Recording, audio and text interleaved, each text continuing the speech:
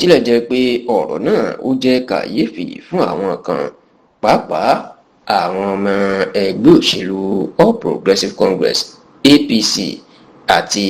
àwọn ọmọ ẹgbẹ́ òṣèlú Accord Party ti ìpínlẹ̀ Ọ̀ṣun pẹ̀lú àwọn alátìlẹyìn ọlọ́lá jùlọ gómìnà Nurudeen Jackson Adémọ́lá Adélékè ti ìpínlẹ̀ Ọ̀ṣun. Ṣùgbọ́n tó jẹ́ pé àwọn tó mọ̀ nípa òṣèlú wọ́n mọ̀ ìdí tí ọ̀rọ̀ náà fi rí bẹ́ẹ̀ o. ìyún ìdí tí gómìnà Adémọ́lá Adélékè tó fi ṣe àbẹ̀wò sí mínísítà ọ̀rọ̀ ìlú Àbújá tó tún jẹ́ gómìnà náà ní ìpínlẹ̀ Rivers ọlọ́lá jùlọ Nyesom Wike ní ìlú Àbújá, tó sì jẹ́ pé àbẹ̀wò ọ̀hún ó ti dá wuyewuye ńlá sílẹ̀ láàrin àwọn ọmọ orílẹ̀-èdè Nàìjíríà, pàápàá láàrin àwọn alátìlẹyìn Adélékè àti àwọn ọmọ ẹgbẹ́ òṣèlú APC kan. Ẹ rántí pé lọ́jọ́ àbámẹ́ta tí í ṣe sátidé ọ̀sẹ̀ tó kọjá tí ètò ìdìbò gómìnà ìpínlẹ̀ Ọ̀ṣun tó wáyé, ìní Adémọ́lá Adélékè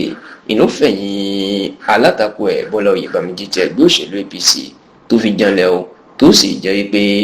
ọjọ́bọ̀ tí í ṣe tọ́ọ̀sì ọ̀sẹ̀ tá a wà yìí èyí tí í ṣe 20 oṣù kẹjọ the 20th of August 2026 ìní Adémọ́lá Adélékè ló gba ìlú Àbújá lọ ó diwọ̀ nílé agbára Nàìjíríà, ìyún ilé ààrẹ ilé ìjọba tí Tinubu ń gbé tó ń pè ní Aso Rock tàbí Aso Villa, níbi tó ti lọ gbé ìwé ẹ̀rí mú yege tí àjọ elétò òdìbò Independent National Electoral Commission INEC tí wọ́n gbélé lọ́wọ́, tó ti lọ gbé ilé Tinubu lọ́wọ́ láti dúpẹ́ oore àti láti kí kú iṣẹ́ pé ó fààyè gba ètò ìdìbò tí ò sí màgòmágó ní ìpínlẹ̀ Ọ̀ṣun. Ṣùgbọ́n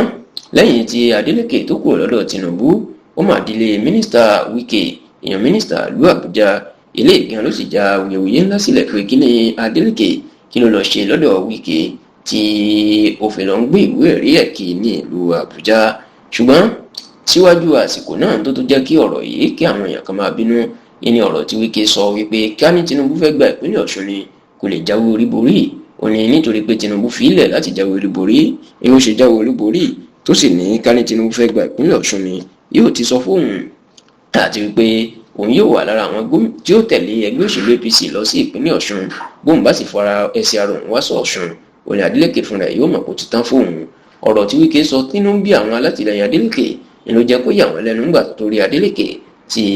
ó lọ bá Wike ṣe ìpàdé. Ṣùgbọ́n àṣírí ìdí tí Adélékè fi lọ ṣe ìpàdé gẹ́gẹ́ báwọn tó súnmọ́ Adélékè kan sọ fún wa, tí wọ́n ṣe tú àṣírí náà fún wa ní wípé Adélékè àti Wike wọn kì í ṣe ọ̀tá o. Kódà wọ́n ní lásìkò tí ètò ìdìbò náà lọ lọ́sẹ̀ tó kọjá, òun àti Wike tí ò sí Nàìjíríà gbà náà wọ́n sọ̀rọ̀ lórí fóònù dáadáa. Bẹ́ẹ̀ la gbọ́ pé Wike ti jẹ́ kí Adélékè mọ̀ pé òun yóò jáwé olúborí nítorí pé Tinubu ti sọ fóun pé òun ò ní dá sí ètò ìdìbò náà, tó a sì gbọ́ pé